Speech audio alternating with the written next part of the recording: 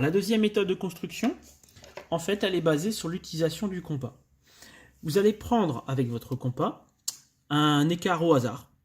Voilà. Alors il y a quand même une condition sur l'écart, il faut qu'il soit plus grand que la moitié du segment. Voilà. Alors vous le voyez à l'œil nu. Hein. Là, vous voyez bien que je suis plus grand que la moitié. Là, je suis plus petit. Je peux même le prendre plus grand que le segment si je veux. Voilà. Bon, là, j'ai pas trop de place sur ma feuille. Donc vous prenez un écart plus grand que la moitié du segment. Vous allez mettre la pointe du compas sur le point C, faire un arc de cercle. Surtout sans changer d'écart, vous allez sur l'autre extrémité du segment, vous faites un arc de cercle. Et ici, vous venez d'obtenir un point, vous avez fabriqué un point qui est équidistant des extrémités du segment. Il sera donc forcément sur la médiatrice. Comme la médiatrice est une droite, pour tracer une droite, il faut au moins 2 points. Donc on va renouveler la technique.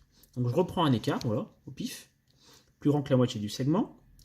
Je pourrais très bien aller recommencer du même côté, mais c'est plus précis si vous le faites de l'autre côté.